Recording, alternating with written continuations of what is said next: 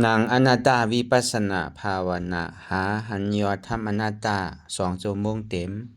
ก่อนนี้นางปฏิบัติกุกรรมในเขาพร้อมกันไว้สาเยตนา3 เจ้าก่อนพุทธังที่พุทธาเจ้านั้นผู้เจมีเฮาคาไว้คาออกสาธุธรรมังที่ธรรมานาตาเจ้านั้นผู้เจมีเฮาคาไว้คาออก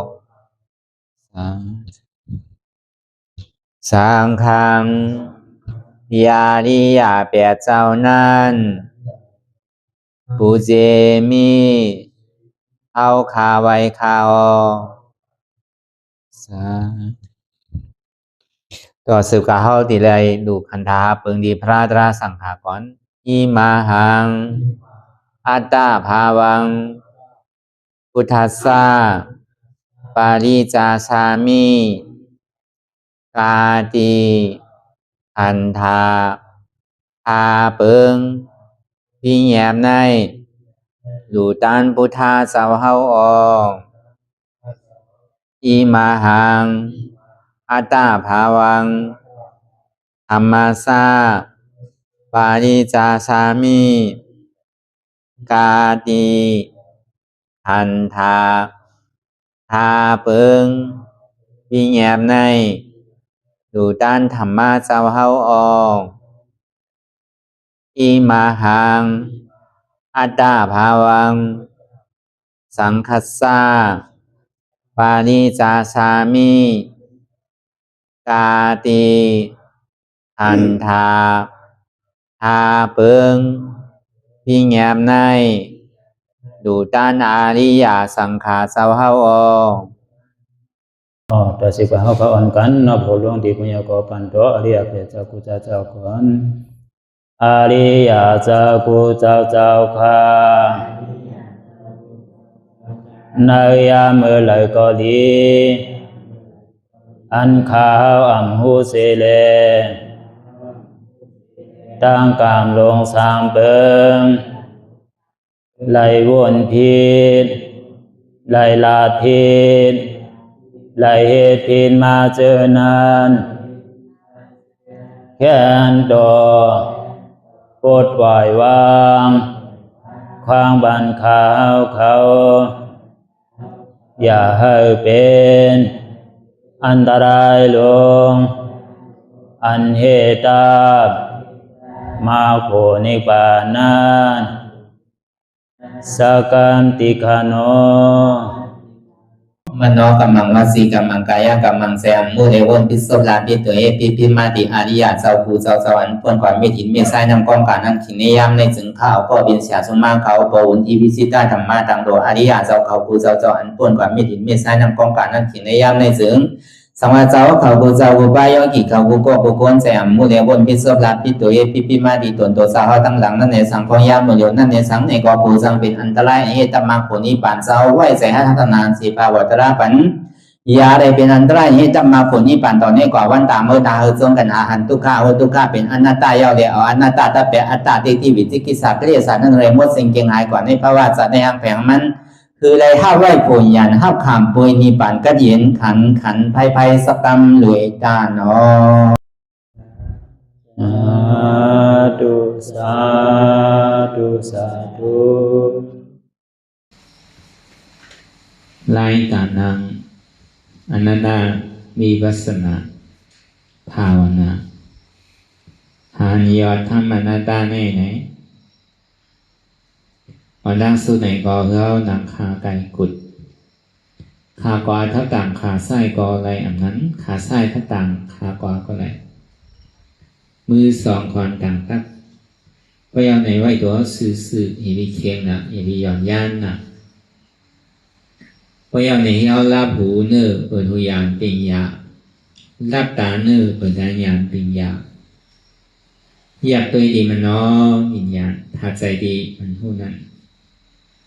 มันไหลเสียนั้นในที่มันพูดบอกเกิดขึ้นเป็นมากหรือเอาหมอว่างเป็นอนัตตาอะไร hoàn tang không phải hàn chết phải hàn tu kha vòng say nhớ anatta rồi có tôi đi luôn tôi sẽ khâu hoàn tang tôi sẽ khâu yao tôi sẽ yao tôi sẽ khâu lư tôi sẽ lư khâu này có hư haoวนวานเกิดออกnày có hư haoวนวานตายเข้าในเฮาวนวานเป็นออกในเฮาวนวานลูกปองในเฮาวนวานเกิดเวียดในเฮาวนวานท้ายมันจะว่าเฮาตัวหลงหลายในเฮามีอย่างตั้งหันจือใจอย่างตั้งวนจือใจหันสปอร์ที่มันนำอุปเปิงไรเอาตั้งแต่ชีวต่อไปทีไหนสองวันนั้นเลยเฮาจีมีแห้งลองตั้งคัดใจว่าตั้งนานนั่นไหนพอเฮามีอย่างสั่งไม่กล้าอย่างล่าเนี่ยฐานเฮาจีกูลองตั้งเพเกิดเฮาเป็นตายเนี่ยปอกเคมีปอเฮ็ดเอาป่นควันกว่าเป้กูเอาเนี่ยมันโดดเลยมีสั่งไม่กล้าแลนเนี่ยยามใกล้ห้องหันเพไพ่ลองตั้งเกิดหันเพไพ่ลองตั้งเท่าหันเพไพ่ลองตั้งเจ็บหันเพไพ่ลองตั้งตายเวลากำหนำในก้นเอาเนี่ยอันเกิดมาเลยหันเพหันไพ่เนี่ยมันบอกให้มีมันเก่งวงใจเป็นปีอาชีมีมักมีเจอมีพันมันเนี่ยมันนานหันถ้าว่าเมื่อนั้นเจ้าซิมบาลีเนี่ยสั่งไอ้ก้างได้ไรเตรียมน้ำน่ะก็ว่าน่ะอยู่ในต้องข้าวตั้ง7 ปีปลายเส้นวันน่ะมันได้สั่งไอ้ก้าเตรียมน้ำเข้าบนทัดสามด้วยอย่างนี้ลองตั้งเกิดในเป็นทุกข้างไว้นั่นไพ่สาตี้อย่างนั้นทำใจว่าเกิดมาวันเนี่ยแปลว่าเกิดนี่มันใช่อยู่ในต้องนั่นเป็นห้องสาตี้มาเตปฏิสันติก่อนนั้นในเจ้าซิมบาลีเนี่ยมันเลยสั่งไอ้ก้าในเตรียมน้ำมันอยู่ในต้องเมฆนะในข้าวตั้ง7 ปี7 วันเนี่ยง่ายๆแล้วก่อนนั้นถึงที่ออกมายาวเนี่ยพอออกมายาวเนี่ยก็สั้นเป็นเดิมๆท่านเป็นตะกาไปละสั้นเป็นตะกาเจ้าสารีบุตรละติดกว่าพระราเป็นเสาพอวิญญาณยาวเนี่ยก็เขาก็กราบเขา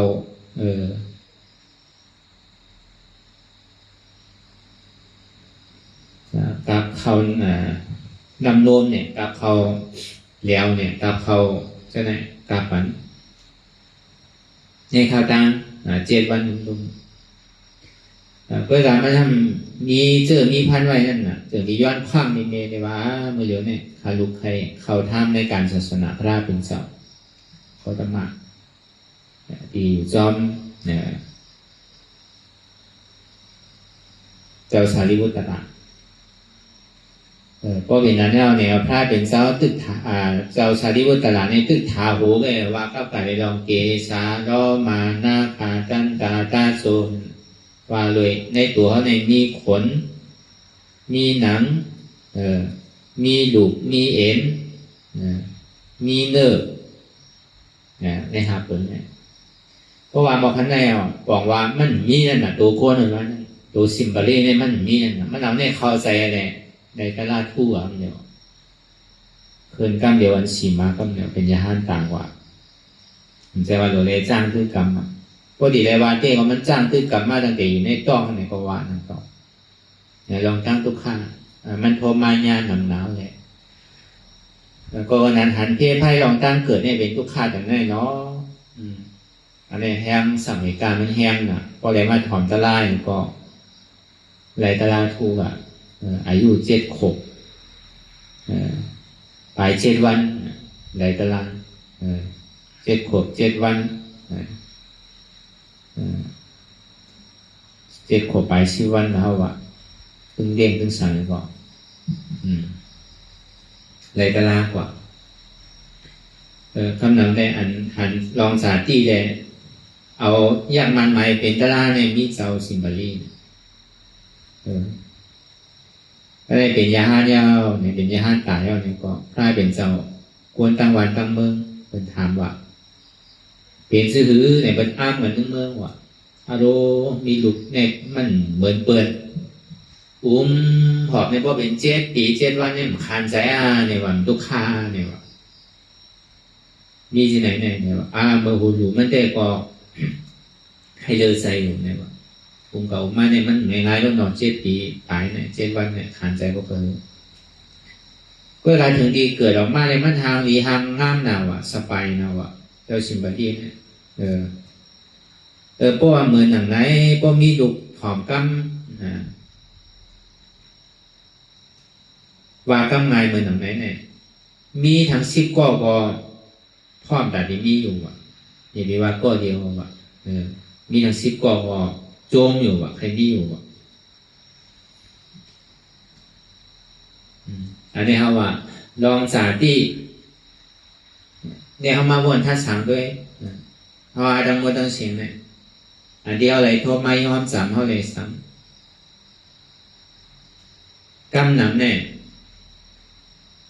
มันมีสังเกตตารางนั่นนะเอาโลเกิดในทุกขาดังในเนาะ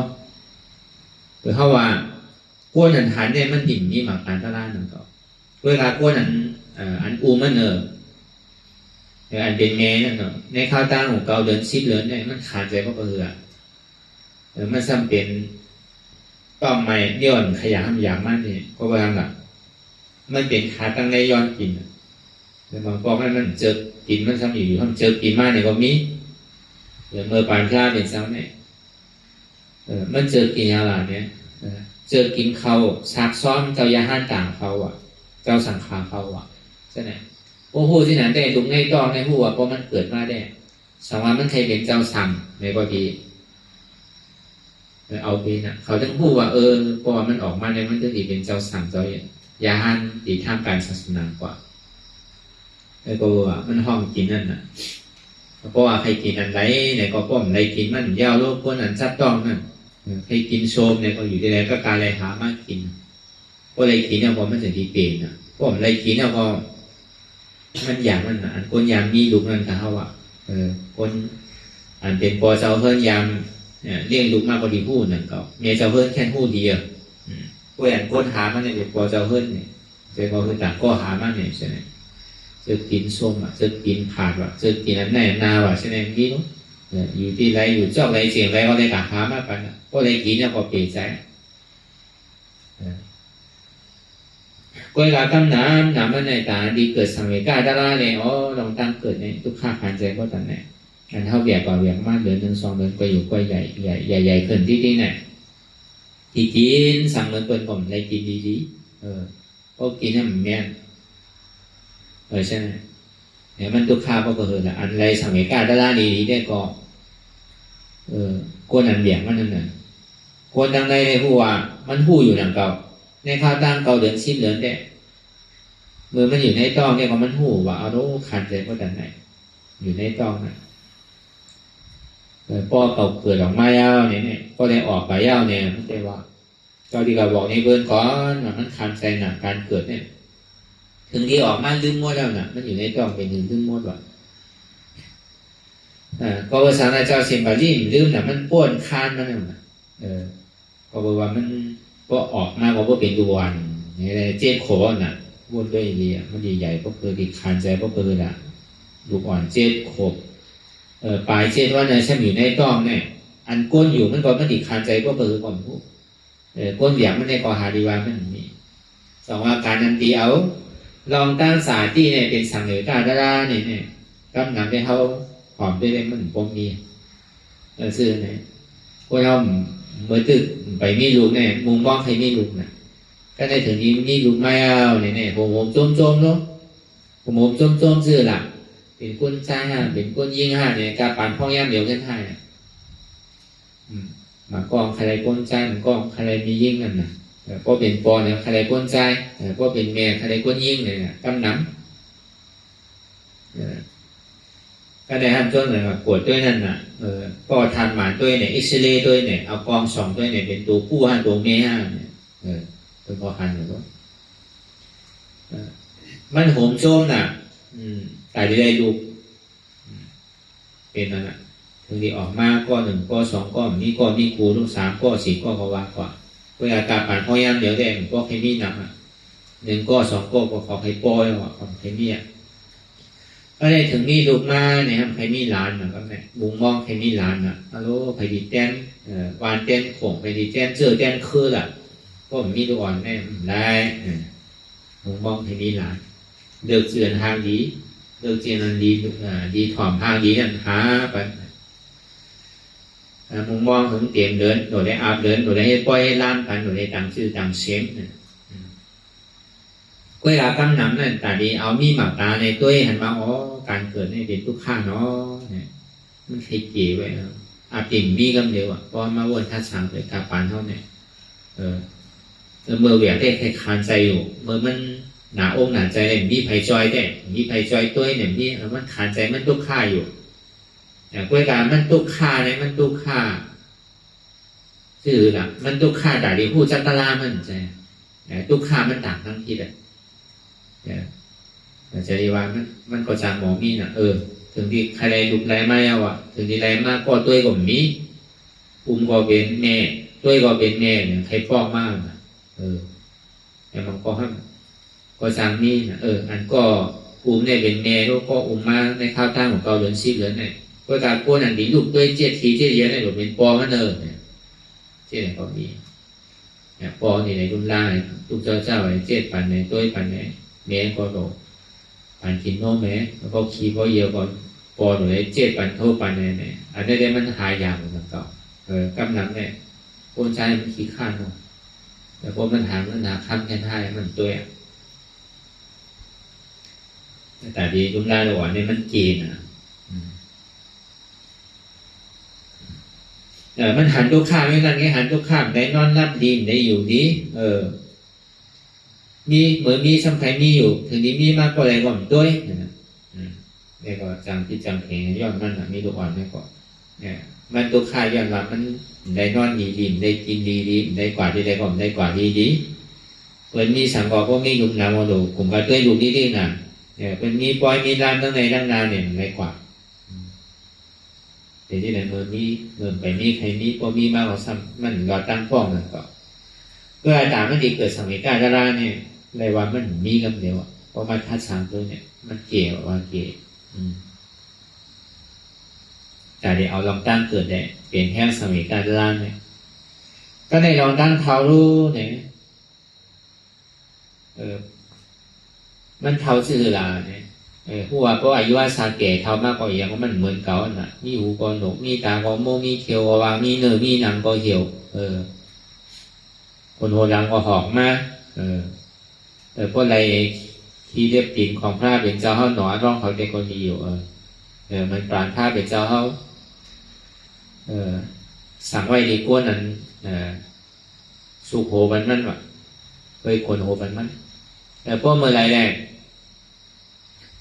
พอเมื่อหันคนโอหอกกันเนี่ยเมื่อเนี่ยเหล่านี้ครับเดี๋ยวเนี่ยว่าโหมันลงตัวเรื่องคิงนั่นน่ะป้อมใจมันดีอยู่เจริญสลากว่านั่นน่ะมันสั่งก้นอันตัดคนโอมันหรอก2 เดือน3 เดือนเนี่ยใกล้กับตัดคนโอนั่นพอเมื่อไรเมื่อหันเซียนคนโอเราหอกมากเมื่อไรเนี่ยมันนั่น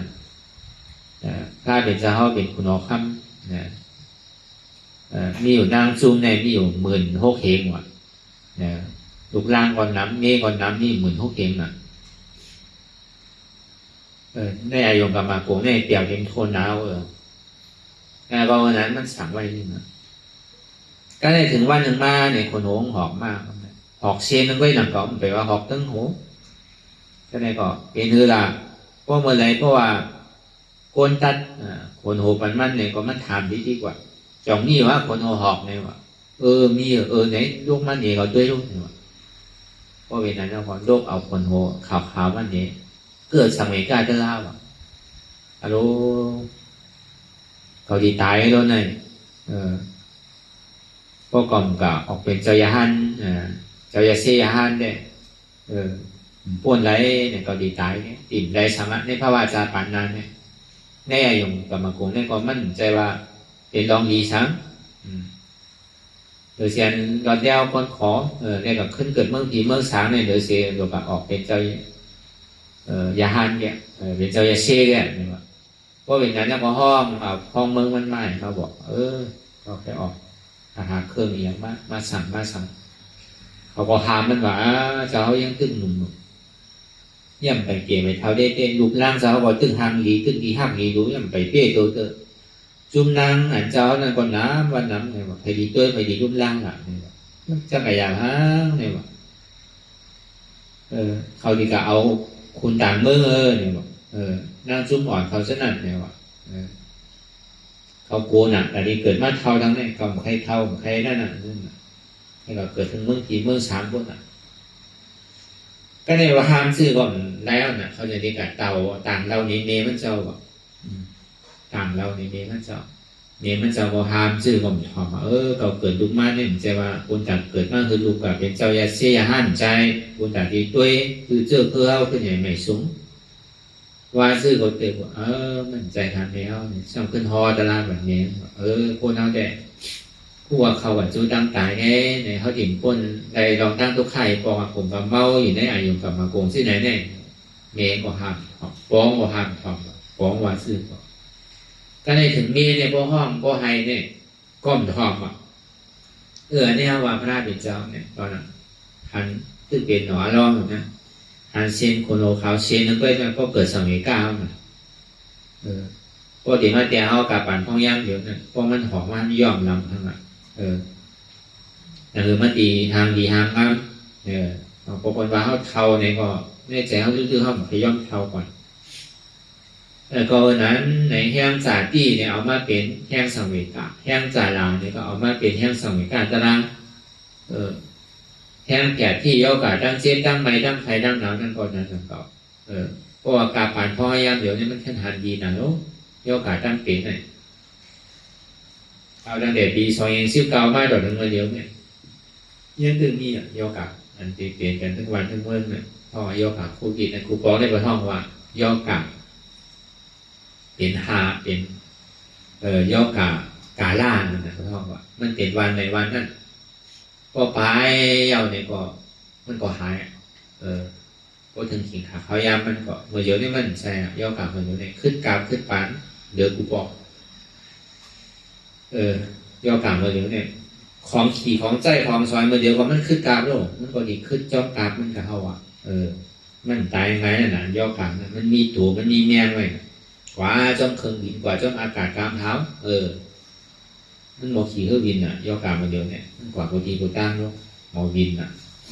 เพราะเป็นงานในที่เป็นกว่าในตัวโลกกำพานเป็นงานม้วนนู้ยก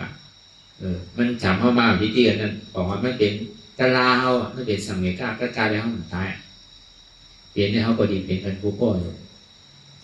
เพื่อทำมันไปถึงค้านเขาตายมันไปตายเด้อกล้วยหลาตัวนี้พอมาเดี๋ยวหันมันนะว่าหนุ่มก็ตายเท่าก็ตายนี่ใครรออะไรมั้งยอกาพอเป็นยอกาไหนเจอไหนเราเขาแค่ตายไว้ว่าบุญเจ้าว่าเจ้าเมียเราสัมปทานกับน้ำหนาวน่ะก็เบอร์นั้นเนี่ยลองตั้งโยกาตั้งเจ็บตั้งไม้ตั้งไข่ตั้งหนาวเนี่ยการปั่นพ่อยามเดี๋ยวเนี่ยมันไปว่าหนุ่มเท้าแล้วเท้ามากไปเป๋แน่มันว่าแล้วนะเดี๋ยวลองตั้งเท้าลองตั้งหนุ่มเห็นเดียวคือเป็นเจ้าแก่หนึ่งตายเนี่ยมันว่าในโยกาเนี่ยว่าเจ้าเดียวคือก่อนตื่นอยู่ในพวกมดเซ็ง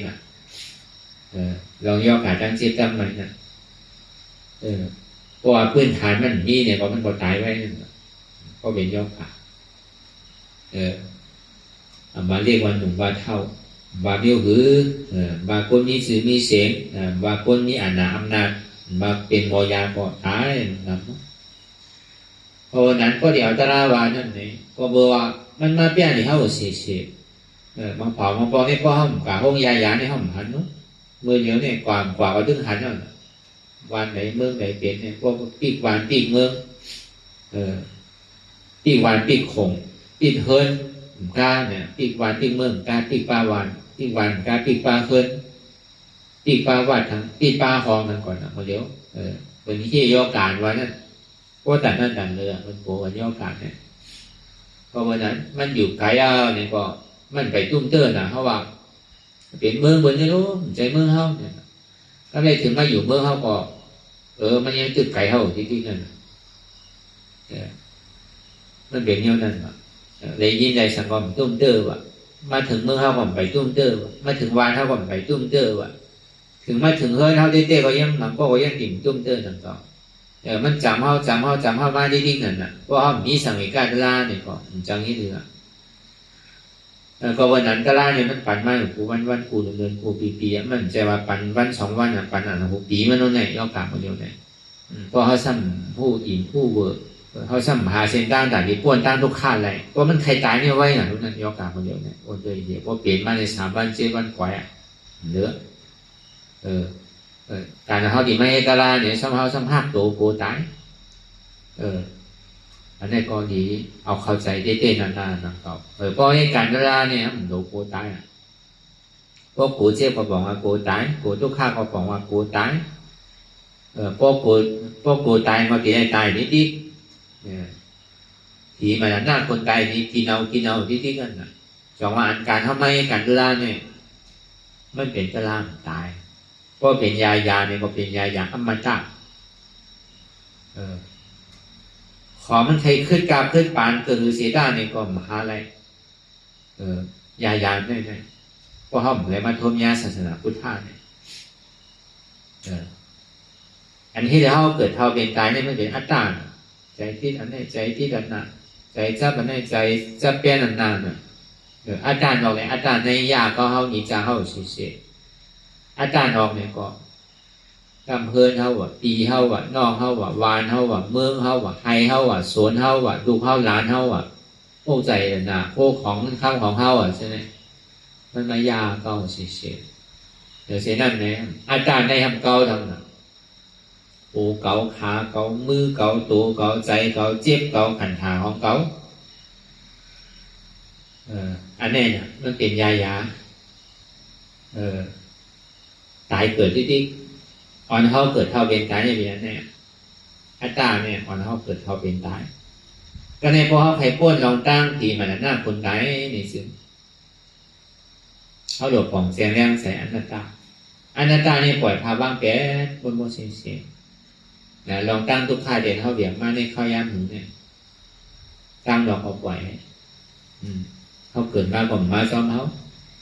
โหเขามีเขาปีเขาลองเขาปอมีเขามาซ้อมกันพวกใส่แต่หนาของมาซ้อมถึงที่ตายในคนอิ่มเอาป่าซ้อมเขาหนักก่อนพูดด้วยอย่างนี้มีอะไรอย่างปฏิปันเขาเมื่ออันใหม่อันแค่มันก็เก็บไว้เอาหรือเสียงย่องๆแยกๆขนาดปฏิปันเมื่อถ้ากันปานหื้อเนี่ยก็เปิ้นเอาไว้มันป้วนบอก3 วันอ่ะนำมา3 วันพวกมันก็เอาจอมที่จอมเปิงเนี่ยอย่าดื้อตั้งป้วนเดินม้วนในก่อนมันบอกตายมันได้ในแปลงมันได้คำเดียวเป็นโกดันนั่นน่ะให้ได้ให้อยู่ห้องได้ห้องอยู่พวกหักกันนั่นก็หนูเอาเมื่อเอาไว้ดีขึ้นแน่เลยพ่อมันเขาต้องโกเกตกันนั่นก็ดีไว้ถึงว่าซ้ำเหลือใจเนาะเสียรายได้เสียรายอยู่พอมาแล้วกว่าซ้ำว่างใจหนังเขาเมื่อไปเอาปากว่าไปว่างใส่เดิมมันยังตึงหนักไว้ก่อนน่ะพอเอาป้วนเนี่ยพอตึงเสียรายพอตึงใครๆกันพ่อเขาตึงโปร่งใจกว่าได้เร็วหนังเขาพอดีว่าหักกันปานตายเนี่ยก็ถึงตีตายมาเนี่ยก็หักกันแบบนั่นก็เอาไว้ดีขึ้นนี่แหละเอาพังไว้ดีขึ้นนี่แหละเอาอยู่ไว้ดีขึ้นนี่แหละเนี่ยทำพ่อหนังเขาเนี่ยทำพยากว่าไว้หนังเขาถึงดีกว่าเขาอย่างด้านกองว่าสังเนก็มังกรลาพ้นดื้อว่าน่ะโกพีโกสังมากจากนั้นโน้หักกันเกิดก็มันก็เป็นสร้างมันไว้หนังเขาเนี่ยคือเขาบอกแจ้งแรงใส่ที่ไหนพอมันจำเป็นที่นั่นเต้มันได้มีทีเต้มันเนี่ยนะภาพหนังหรือเพื่อนเนี่ยมันเป็นตัวเขาอันใครว่านะตามบุญตามโมตามเสียงมันเปลี่ยนแปลงเรียนเสียงทุกเกิดมาก็เลี้ยวเลยนะสามารถเกิดมาจำกัน2 ข้อก็มันอยู่จำกันเนาะใจมันเป็น2 ใจน่ะเกิดมาในต้องเดียวกันก็ก็เบอร์นั้นถึงที่ตายก่อนเนี่ยก็มีอะไรดีกว่าช่องเขาหรือเสียว่าตั้งดีในตั้งลีเดียนเท่าไรเฮ็ดไว้เท่าการลีในการพ่ายเนี่ยเท่าไรเฮ็ดไว้อันดีมือซ้อมนั่นเดินเสียนั่นก็มีอะไรดีมือซ้อมเขาเจ๊ก็วนเงาต่อถึงตายว่าเนี่ย อันที่เข้าใจคิดใจซัดใจแก้หรือเช่นนั้นเนี่ยก็มาหันโมเสียงเนี่ยมันเปลี่ยนเดียนเข้าใจใหญ่กาดีคุณอิงเปิ้ลกาเป็นเดียนเป็นเกลือดีของเขาไว้หนักเขาถึงนี้มันเนี่ยโจสันติเตียนเนี่ยเขาผมเสียดายเสียเขามีหลูมีล่างเนี่ยก็อ้วนว่าวันนาทาปายมาเนี่ยเขาดีด้วยถึงเขาดีรุ่มล่าเขาดีจอยแถมเขาดีสายหนึ่งเขามาดิ่มทุกขังสวามีหลูมีล่างไม่เอาในซ้ำวายอยากเดือกังcho nên đây có thấy mi lần cầu mi đúng hơn có để nào họ to hơn con lần cầu mi bố mi mê có chỉ là lần cầuเพราะเป็นคนยี่เนี่ยก็ดีอยู่ที่ในที่ของห้างกล้วยก็มันสั่งถูกคนนั้นยงนักยงนั้นก็ดีออกตาออกตั้งคนแต่ดีเฮ็ดหาจอยเนี่ยก็มันนี่ก็สั่งถูกตัวนี้มีตัวนี้เตี๋ยที่สร้างกว่าตัวนี้เป็นคนเฮ็ดคนหาดินก็เลยเฮ่อจะนี้มีคนเดียนนี่แม่ก่อนนั้นเก่าโดยจะก่อไปเหตุการณ์เฮือการมอยมากเนี่ยเลยทีนี้คนให้เขาให้พักเลี้ยงดูรุ่มล่างทีนี้คนบุกคนหลานเลยจากนี้นี่เก่าเพราะว่าคนเอาบุกคนนี่มันวนที่นั่นอ่ะสวามีโผล่มาในสัมวาอยากเลือกำเรียนไพ่เรียนเดี่ยวกินเราเมาอยากลึกหนึ่งเกาห่างเกาสาวที่ไหนขี่ป้อขี่ลาขี่ท่าหาเงินหาคำมาใช่ไหมอันเป็นเมียเลี้ยงดูคำเลี้ยงป้าปู่ทางอันว่าเช่นนั้นแต่คำถามมันเป็นอย่างนั้นพอหัวเป็นที่นั้นในได้มันใครมีเอาเพราะว่ามันเป็นที่นั้นโมดูมันถามว่าดีเป็นที่นั้นน่ะกูอันนี้มีเมียนั่นเก่าพอมีเมียถามว่าเมียดีให้เขาให้พักเลี้ยงดูรุ่มลาด้วยถึงซักเสื้อผ้าโคเลี้ยงโคสังเฮ็ดนาดีคุณพรคนยิงแต่นี้ปัดเปียวลองจึงปลอดข่าวใส่ได้ไหนหลวงหมอตัดแขนตัดซ้ำได้ไหนตัวหมอนุ่มลาโปเมก็ได้ถึงนี้มีมาสำเร็จเช่นนั้นที่ข้างใครเหตุการณ์ไปเรียนจอมห้างจอมเช้าเรียนจอมเดี๋ยวจอมปล่อยจอมลามกินเราเมายาเรียนไพ่เรียนเดี่ยวใช่ไหมมันจะว่ากุ้นใจได้มีก็มีตามมาเดียวนั้นพวกผู้ว่าเป็นที่ไหนได้ก็ใครมีหนังเราด้วยการซ้ำมีลูกกับการนั่งหนังจังเช่นเหือพอดีว่ากำนึงซุนมันเต้เนี่ยก็เบอร์เขาหักตัวเขาไม่หนังเราที่เต้นั้นอันเขาเคมีนั่นวนตัวเองนี่อันว่าเขาหักเปิดเนี่ยอันว่าเต้เขาแดงเขาไปแต่อันเขาหักนั่นเลยเปิดเนี่ยเป็นตัวเขานั่นนี่คือมันพูดตามเต้ผู้การสภาวะเปิงเต้ที่มันเป็นอยู่ยอมรับสภาวะเปิงเต้ที่มันเป็นอยู่เหมือนเขาเองการเวลาเนี่ยลองเขาใส่ที่ใส่ซับใส่เปี้ยนนั่นมันเป็นเปี้ยนอันแหลมมันเป็นมายาเช่นมันเปิงอีกเกลือดีไรเต้แต่ดีพวกนี้ก็ดีได้ที่นั่นหรือเสียผู้ยอมสภาวะกลางดีมันเป็นอยู่ย่อมห้ามเป็นคนย่อมคนนั้นต่อจังว่าอนัตตาเนี่ยพอเขามาบนทัศน์โดยเนี่ยมันดื้อหลังนะเพราะปองแสงแสงอนัตตาเนี่ยอยู่ที่ไหนเศร้าดีไรเนี่ยก็มันเสื่อสาวอันเท่าตู้ข่าวกูวันเนี่ยมันเป็นอัตตาวันโมนิติน่ะอันใดก็เป็นของเก่านิติน่ะเก่าเป็นเก่ามีเก่านิติน่ะเก่าใช่ไหมอ่ะดีเจ้ากูตึ้งวันตึ้งขึ้นเนี่ยตึ้งวงตึ้งเดือนตึ้งปีเนี่ยย่อมสุดเสียก็จังหวะการเขาไม่การลาเนี่ยเขาว้าแต่เสียงด้วยนู้มันอีเสื้อใส่หมวกกันหรือแต่ว่าคือว่างต่อสู้มือเขาคือการลาเนี่ยฉันถามว่าก็ยังการลาจริงๆในการเด็กเขาฉันได้เขามาในศาสนาโยไปพร้อมเดือยังตึงนี้ดุเด็กอยู่ยังตึงนี้คนทอดด่านที่ตัวอยู่กับโบเฮเต้เนี่ยครับก็เป็นคนยี่สมาดุเป็นเมฆเขาไปแค่พร้อมเจอก็เป็นคนแจ้งฉันดีบทเป็นมุนเจ้าเนี่ยไปพร้อมเลยพอไหลตาลาในกลุ่มใครปองมันใจหนักเขาการปานพระเป็นเจ้าเด็กก่อนคนก็เป็นอะไรอย่างเด่นที่เกิดเพราะว่าเมืองสวัสดีเนี่ยที่คุณเอาคำประเสริฐที่กุศลบังในเมืองสาวัตถีน่ะกูในนี้อยู่70 ล้านนำมาเสียเมืองมันนำมาเสียเมืองไทยอินน่ะกูนี่เป็นอะไรอย่างซ้อยแบบป่านเนี่ยนี่คืออะไรมี50 ล้านอ่ะเป็นคนเฮิร์นหมดอ่ะอย่าบอกลองซ้อยแบบป่านเนี่ยนี่คืออันคนพุทธศาสนาลองซ้อยแบบป่านผู้หันขันถาเป็นอนัตตาเพื่อการในเฮ็ดเด็ก็เดมีขิมมีข้าวมียาในมาเฮ็ดกบวะสำรวจเฮ็ดวิทยาวิจารณ์ของเขากำกลุ่มกันเป็นมดกอ มันเช้ามืดเขานั่นเขามันก็ไหวผลไปผลมันนั่นมันนี่เป็นยาห้ามต่างเมื่อเราก็มีการกินข้าวได้ไหมมันก็ปราณีไปปราณีมันกู้โสไปกู้โสมันนั่นน่ะดีเกศซึ่งมันเนี่ยก็ว่าปีกับเบสิผมนี่ไรเนี่ยก็บอกมามันเตะตัวกับเขาว่าก็เป็นซอดาปาเนี่ยก็ในอันเป็นกวนพุทธศาสนาในนี่อยู่10 ล้านนะมันก็เป็นคนเฮ้ยมันก็มีผัวมีเมียมีลูกด้วยนั่นก็มันก็มาขอให้กูจางวนเช่นนั้นกันพอดีเฮ็ดเต้มาเฮ็ดเต้ก็ไรแซ่เพื่อก้ามไปใครเป็นใครเป็นบุญเจ้าเดิมใครเป็นเมฆขาวเดิมกูมันจางถามเช่นนั้นก็เขาว่าคุณเอาคำพอพระเห็นเจ้าเนี่ยเป็นยาห้าต่างนั้นซึ่งเป็นคุณเอาคำเหมือนนั้นเป็นยาห้าต่างตั้งนี้ก็เป็นก้นมันเป็นไรนั่นเก่า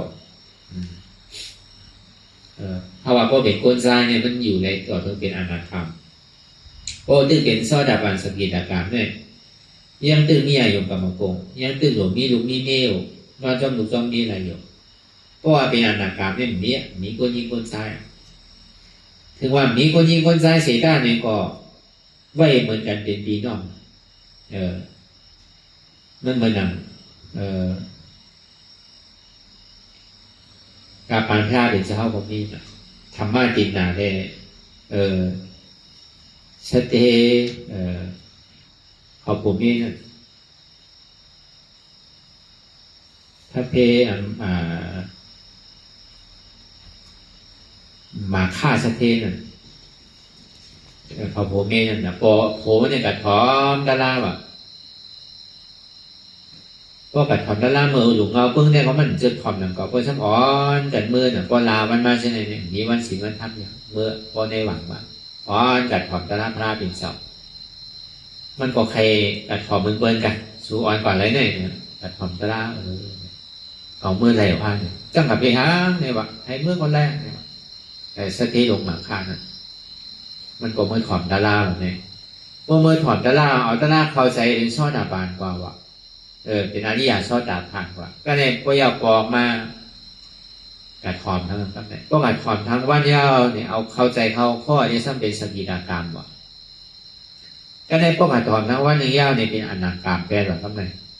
ทิ้งทุ่งเมืองกะลานั่นเนี่ยพวกปอกมาเฮือนยาวเนี่ยพวกปอกมาเฮือนยาวเนี่ยก็มีเขาเนี่ยไปพัดตัวเลยตีมาฆ่าเอาเลยตีมาจุ๋งแขนมือว่ะมาแยบเอาแขนก็เอาเขาเฮือนนั่นน่ะด้วยกับกำปองนั่นสะเทหลงมาฆ่านั่น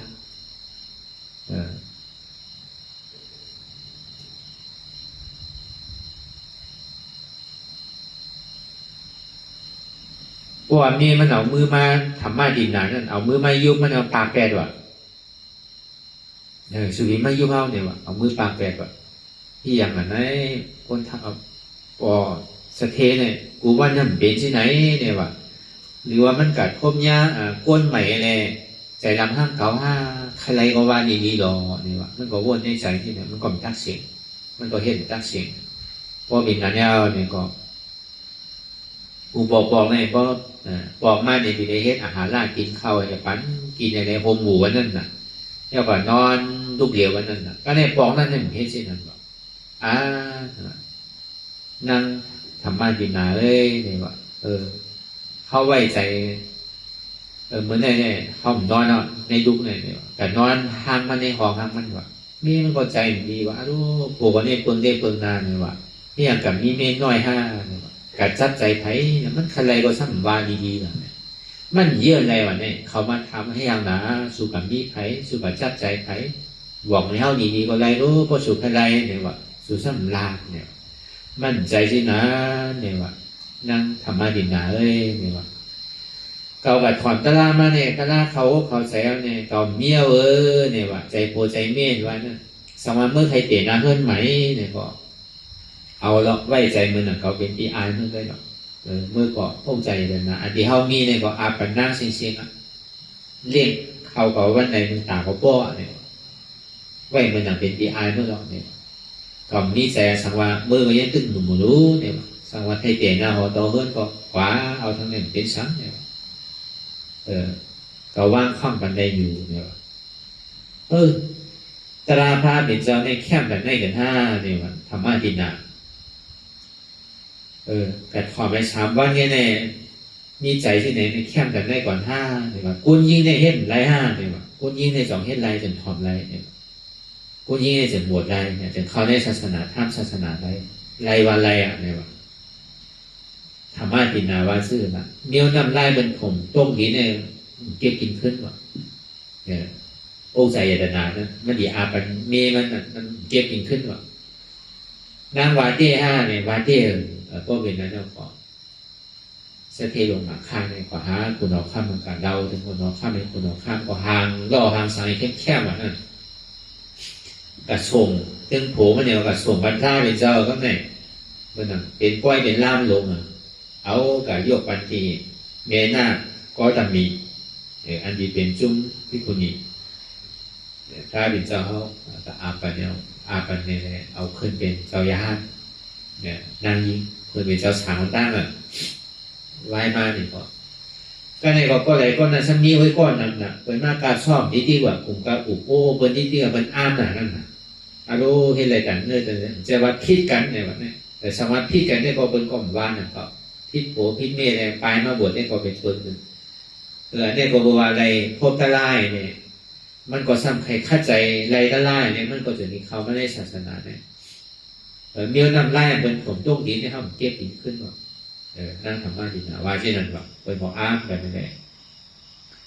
ก็ในมันจะดีว่ารู้ดีมาอยู่มาหักแขกที่ไหนที่ได้มันสามถูกว่าเราหรือเฮตลาได้เนี่ยแต่ย้อนตลา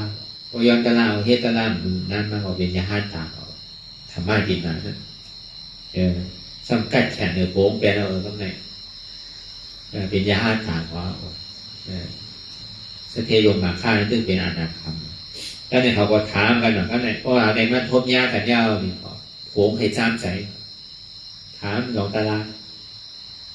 ตั้งแต่ผู้ดูศาสนาที่เป็นซ่อตาปันเฮ็ดซื่อย่าพอซ่อตาปันนี่ขึ้นเป็นสติตากรรมเนี่ยใจเป็นซื่อสติตากรรมเนี่ยดีขึ้นเป็นอนาการเนี่ยใจเป็นซื่อก็ในอนาการเนี่ยดีขึ้นเป็นยาห้านตาลูกใจเป็นซื่อมันจะได้สั่งมันก็ไวนั่งธรรมะดินนะธรรมะดินนะว่าซ้ำไวปอกขึ้นว่ะอันเป็นเหตุกันมาเดียวนั้นโหมันซ้ำไวเมมันสื่อไวว่าไวเนี่ยมันไวพาเรื่องสังการไวลองตั้งนำกัดมันว่ะอันเมมันไวรู้เนี่ยมันซ้ำไวกลุ่มเกจูของคนใจว่ะมันก็มันเนี่ยไวต่อกันขึ้นว่ะแต่มันเป็นลองตั้งธรรมะดินนะในนั่งนั่งธรรมะดินนะเนี่ยสเทโยงมาฆ่ามันดูที่นั้นมากลองไว้ต่อกันขึ้นที่เต้มันเป็นที่นั่นที่เต้บุญเจ้าได้มันมีไว้ก้นเท่านั้นเขาก็ในปัญหามาสร้างมีอนาการที่เป็นยาห้าตาในสัมจีให้ถือเนี่ยท่านธรรมะดีนะนี่ถามมันไว้ว่าอันนี้มันใจเป็นนาทีตะกามาฆ่ามาถามเลยว่ามันอาชามันคือเงินน่ะมันดีถามเนี่ยอันนี้มันอันห้อมถึงเนี่ยอีดีถามเนี่ยดีวู้เนี่ยมันใจคนพ่อจ่าดีถามเนี่ยแต่พวกใครวู้กับทำพระลาอะไรเนี่ยแต่เป็นอย่างนี้วู้ว่าอ๋อทำได้ดีนะเนี่ยเป็นยาห้านตากว่าที่อย่างยาห้านตาซ้ำไวกวนเฮือที่อย่างน่ะซ้ำไวอันดับการที่อย่างน่ะมันลุกดีนั้นมาก็บอกว่ามันในไวกลุ่มเกจูคนใจว่ะเนี่ยก็บอกว่ามันก็เป็นเกจูใหญ่นั่นน่ะเอามันเข้ามาในศาสนาก็เปิงนึงซ้ำไวกลุ่มเกจูคนชายนั่นน่ะเป็นเช่นนั้นงานธรรมะดินนะในส่วนที่ไวตอบขึ้นว่าอันคนสันเทโยนั่นทำไวอย่างหลังไวกลุ่มเกจูที่เป็นยาห้านตานั่นก็เขาว่าไวกลุ่มเกจูพาเรื่องสังการว่าเนี่ยมันคาใจให้กันนั่นโน้ฮาวากาเปอร์ปานพลาบินซ้ำนั่นใจว่าพอไหลตาลาเลยดีเลยเขาในศาสนาโมดได้ก่อมใจเช่นนั้นต่ออย่างที่เอานี่ใจเช่นนั้นมันก็มันไปครอบแต่นี้เขาด้วยโลกก็ครอบเขาแค่นี้มันจะได้เกินมันจะได้จอยกันให้การศาสนาท่ามการศาสนากว่าเพราะว่าอาจารย์นำเนี่ยก็มันเปลี่ยนหน้าตาเปลี่ยนพอคนเฮตรานำเนี่ยเปลี่ยนคนเฮตราเปลี่ยนคนนั้นเฮตรานำเนี่ยก็มันเปลี่ยนคนนั้นเฮตราเขาทำเฮตราอยู่คนทำเฮตเนี่ยก็อยู่หลายกวนตีเฮตรานำมันก็จังเป้อันก้นพอเฮตราค โกนั้นเฮตลานี่อยู่เจริญจราอยู่เบากินวางกว่านำเดอเสกวนเฮตลานี่ก็จังเป้คนตลาแกจังว่าเพราะอาจารย์นำก็เป้อนัตตาแกเพราะอนัตตานำเนี่ยก็เป้อาจารย์แกแต่ก็วันนั้นอยู่เพื่อนอยู่ชั้นมันก็อยู่ไรเฮ็ดไรอยู่เมื่อเขาไปพร้อมเติมพอพร้อมได้ก็หาดีว่ามันนี่พอมันใช่กว่าพอมันใช่ว่าใช่ถึงเต้เลยก็พอเขาว่างในช่วงไรก็หาดีว่ามันนี่นะกล้วยตาบางผอมบางปอเขาคือเหตุการณ์ตลาอยู่ถาดใจมันดึงมาอยู่เนี่ยอย่างพอมันสั่งยากอันรู้พอบอกเหตุว่าที่เนี่ยดีเลยตลาอยู่เนี่ยพอเลยตลามาเนี่ยพอเป็นคนใจมาก็ดีเลยเป็นมุนเจ้าเยอะพอก็เป็นมุนเจ้าเนี่ยพยายามตีตัวล่ะตั้งหอตั้งเฮิร์นลูกเก่าเมียเก่าจะเป็นนี้ก็พวกเก่าในตลาดเก่าซ้ำเป็นเมฆขาวในโผเก่าลูกเก่าหลานเก่าเฮิร์นกับใครซ้ำตีตัวเขาล่ะเนี่ยมันใช่ที่นั่นต่างกาปามข้าเป็นเจ้าก็มันใจเหมือนหนังชะเทโลมธรรมะดินนามั่นใจมาเก่ากำหนังในเมืองสาวัตถีแดงมันมีอยู่พวกนี้เป็นซอดาป่าได้มี50 ล้านนู่นเมื่อหลังหน้าถ้าเป็นนี่การชะเทเนี่ยก็ตัวมันก็เป็นซอดาป่าเมมันก็เป็นซอดาป่าลูกยิงมัน2ก็หนึ่งเป็นสกิตากรรมก็หนึ่งมันเป็นซอดาป่าลูกใจมันเนี่ยก็ฉันเป็นซอดาป่านะตึงเฮิร์นเขาก็เป็นซอดาป่าเป็นอริยาผู้โกงหมดเขาก็ยังตึกเฮ็ดตึกสร้างตึกหลุดตึกกันเพื่อการศรัทธามันโตเขานั่นกันแต่นี้รุ่นได้ศาสนาพุทธะข้ามราเป็นเจ้าเนี่ยก็มันทางเอาดีน่ะเจ้าสังขารยาห้าในอ่านโฮเซียนโฮล่ามันโน้มันจะว่าตีเกน่ะพวกมันมีคนตัวเยเต้เดี๋ยวเขาว่ากาปานเท่ามันเหลียวไว้เนี่ยอย่างที่ว่าอ่านโฮเหมือนโฮเซียนโฮล่านั่นน่ะมีบอก4-5 ป้า9 ป้า10 ป้าก็พวกใครเลือใจแล้วน่ะคนเฮ็ดเขาซ้อมพังซ้อมนั่นเนี่ยพวกใครกล้านั่นน่ะอย่างที่ว่ามันพวกกาปานพระเป็นเจ้านี่ตีต่างคือล่ะสังขารยาห้ามีเป็นแสนเป็นล้านเนี่ยเพราะมันมีซอดาปานเป็นอะไรอย่างเนี่ยมันนับตัวเป็นศรัทธาแล้วเขาว่าเป็นคนพุทธศาสนาเขาไม่ยังหมอมีใจเปิงใจเกิ้งน่ะสถานจอมหัวดูน่ะป้อมไปเป็นอะไรอย่างแต่ก็วันนั้นเป็นว่าเปียวจอมเราในการศาสนาพระเป็นเจ้าก็อยู่ในเมื่อสาวัตถีเนี่ยนำเลยเพิ่นน่ะก็เป็นอริยานำเนี่ยอริยานว่านั่นมันเป็นก้อนป่าตั้งน้ำปอกทั้งหลังศรัทธาก็เพิ่นก็จึงปลอดข่าวไซบอกว่าสังขารยาห้านจ้างตื้อกับตะล่าก็มันง่ายนั่นน่ะลองอยู่ลองเศร้ามันตัวเตี้ยอยู่ไรเต็มคนไรเนี่ยก็เหตุการณ์ตะล่าก็หาเหตุนะมันก็ตั้งใจเหตุการณ์ตะล่าอยู่เพื่อการลองอยู่ลองเศร้าลองกินลองวางมันเต็มคนเลยก็มันก็หาไรนั่นก็แต่มันเหมือนหนังเสายาห้านเขากว่าหาตะล่าหาปากนั่นพอหาตะล่าไม่เอาเนี่ยแต่ตัวเนี่ยอาหารรามันเหมือนใจก็ในแต่กามมาหลวงมันจะสบายอย่างในเจ้าเขาเนี่ยอย่างซ้ำอยู่จ้องกันเป็นหมู่อยู่ออกมาก็เลยหนึ่งป้าเลยเนี่ยจะมีทำให้ทำเนี่ยเจ้าเขาเป็นเขามีกระดีเหมือนกันไว้tìm lại ổn mô thì đây dù hắn phải hắn mắt có dù trong gần 2 con này căm nằm sốt nằm cóเป็นนั้นตะล่าดีเจ้าเขาเฮ็ดเนี่ยคาเฮ็ดอะไรของห้างไรเลยเนี่ยพอไม่ใช่การตะล่าไม่เป็นอันต่างกว่าเดี่ยวต่างเนี่ยช่ำในอากินอย่างนะผู้ใจเขาหมดว่าเขาเจ้าเนี่ยดีไรตะล่าผู้น้องเนี่ย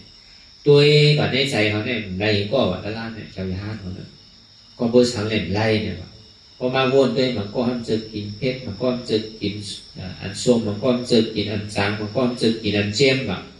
มันก็คัดใจในเหตุก็อันกินอันเจอกินอันเจียมก็อันเจียมกับครับก็อันเจอกินอันหวานก็อันหวานกับครับ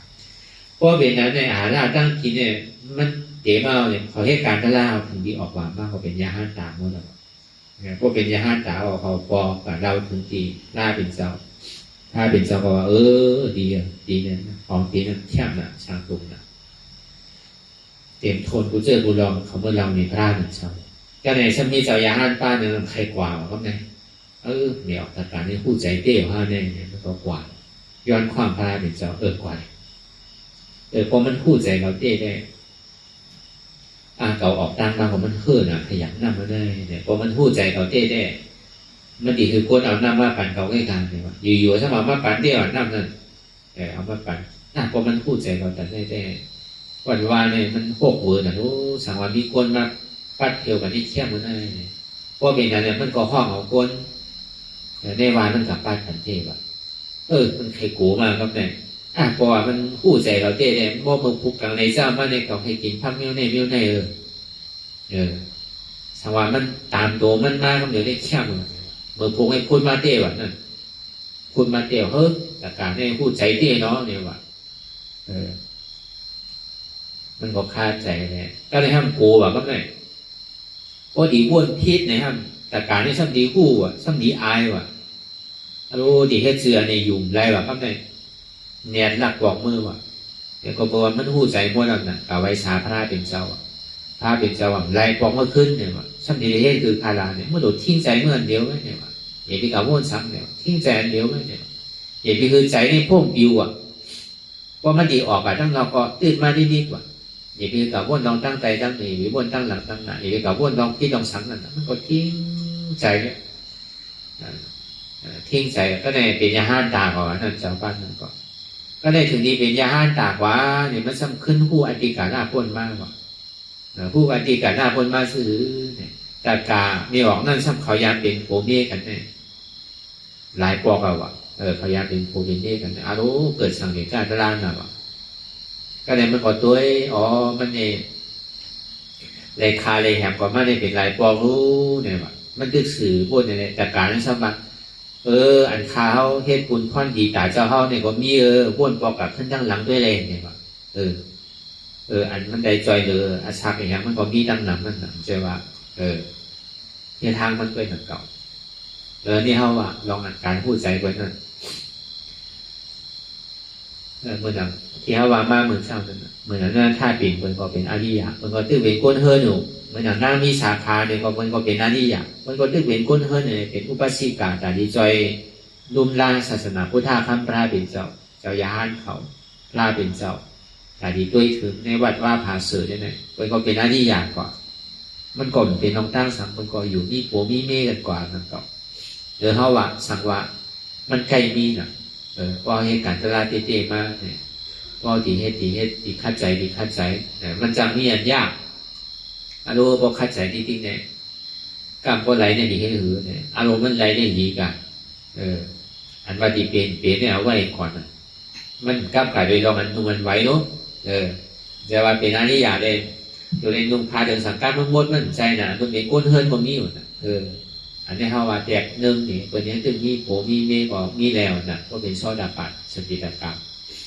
มันก็มีดูมีเมฆเดี๋ยวเซเป็นอนาคามเนี่ยที่เรียกว่าอยู่ห้างไผ่ห้างมันก็เป็นคนยิ่งในดีในเนี่ยเข้ามาในศาสนาไว้ก็เป็นอนาคามก็เป็นสินะไม่ว่าการโผการเมฆอะไรนั่นคนยิ่งในมันจังวานคนใจมันเป็นก้อนมาหาลงมันเป็นสินะมันจำคิดว่าจำตกหน้าได้เพราะมันเป็นโผเป็นเมฆได้ว่าดีไรเนี่ยมันมีเราตั้งที่ห้าไว้สินั่นแต่เพราะว่าเป็นคนยิ่งเนี่ยที่ได้เข้าท่านในศาสนาคำเดียวพออยู่เป็นเพื่อนเนี่ยตึ้งมีโผมีเมฆไปโผจำตกหน้าได้ว่าแต่พอมาอยู่เช่าจ้องคือเราก็เป็นคนใจเนี่ยมันเป็นก็กะหาเป็นต้องมันเต็มเป็นมาหามันเปลี่ยนสินะก็วันนั้นอันนี้ก็เป็นกะลาเปลี่ยนเขาถูกดีผู้ถูกดีเข้าใส่ถูกดีผู้ลองตั้งคัดใส่เข้าหมอกกระหือลองตั้งอดีตเปลี่ยนมันหลับลอกลองอันนุ่งอันไว้นั่นมันหลับลอกเข้านุ่งเข้าไว้อยู่เนี่ยก็เหตุการณ์กะลาเขาเหตุการณ์ตาหน้าสีดาเหตุการณ์วิปัสสนาเนี่ยก็มันกลมทุดามันเป็นเป็นไพ่เป็นขึ้นตาเข้าไว้นั่นก็ที่อ่อนเขาตกล่างก่อนเหมือนเทวตานั่นตกตึงดีลงถึงภาสังการอยู่เสียได้ก็เนี่ยแผ่นดินนั้นโอนในอื่นโลกกว่าถึงหน้าไล่ต่อถึงตัวเดียวเนี่ยมีที่บอกว่าเดี๋ยวนั้นเจวตายอื่นโลกกว่าถึงพอถึงมหาเวจีวันนั้นเจวตาถึงสังการเนี่ยมันดีเป็นทอดแม่ทุกโมชิงเสียความใจหนักต่อแต่ป้อมจอมเสียตังพระเป็นเจ้านี่ก็ตรงอะไรหนักต่ออีโกหนักต่อก็วันนั้นในการทำให้การจะร่างของพ่อย่ำอยู่ใน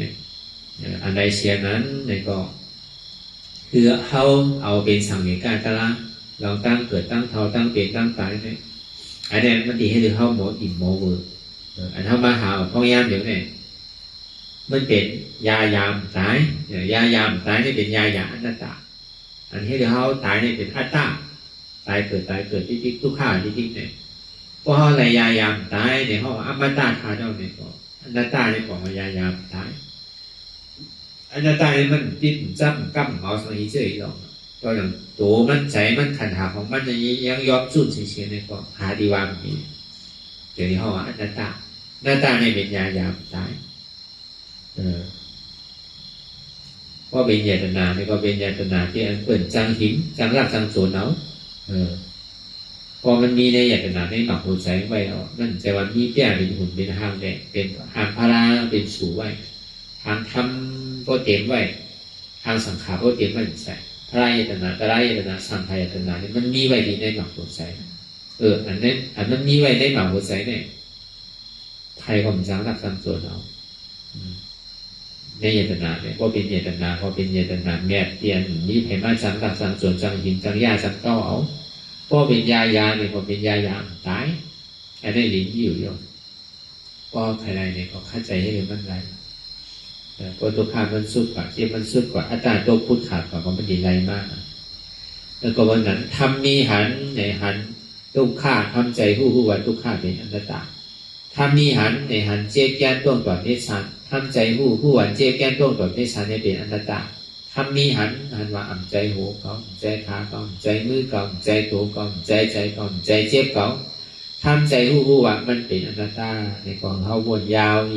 ข้าวยาวหืนอย่าไปว่าไพ่ป้นไหนอย่าไปว่าเพิ่มป้นไหนเปลี่ยนเขาหันเปลี่ยนเขาวนเปลี่ยนเขาวนเขาหันนั่นถึงเพ่งเป้งกันกว่าวนต่อถึงเจี๊ยบมันปอสุดวนต่อถึงทุกข้าปอสุดตั้นต่อถึงอัตตาปอโตพูดขาดกว่าอันใดที่มันพูดบอกเกิดเป็นมานั่นคือเอาปอหมอวนวางแก้ตันเป็นอนัตตาไหน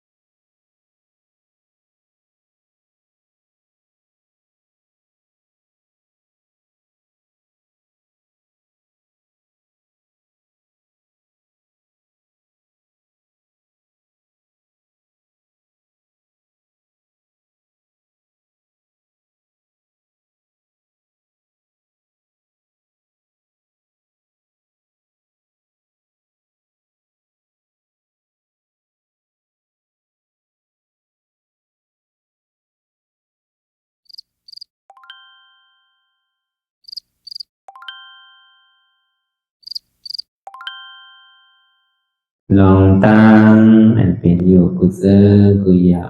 ย้ายข้องคำไว้ที่ใส่หูถอดถอนออกที่ใส่หูมันออกเสียงก่อนสภาวะอะไรก็ดีลองตั้งอะไรก็ดีอันเกิดขึ้นมาที่อยู่ตัวที่ใส่ที่เจ็บสนั่นถอดถอนออกที่ใส่หูมันออกเสียงสภาวะยุคธาตุสี่เปิงสนั่นเจ็บเทียนโตกอดเนตสานสั่นไหวโคมไต่ไม่กัดอ่อนแข็งสู้ตุนทรัพยายจึงอยากเปลี่ยนดูสภาวะยุคธาตุสี่เปิงสนั่นตีหนังธาตุกว่าผู้ซักตีอัตตากว่ายึดว่ามีโตมีใสมี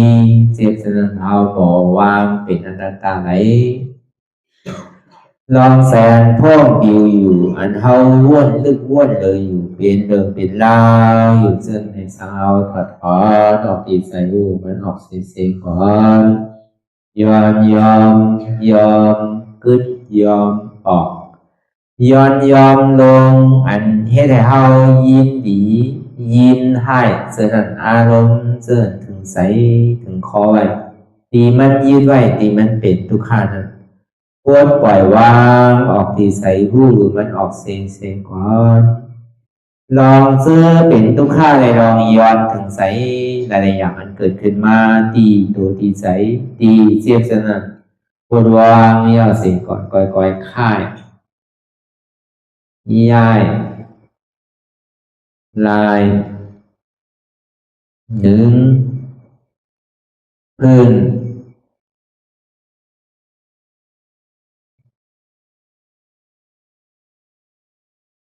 พยายามไหนก่อยเปิดตา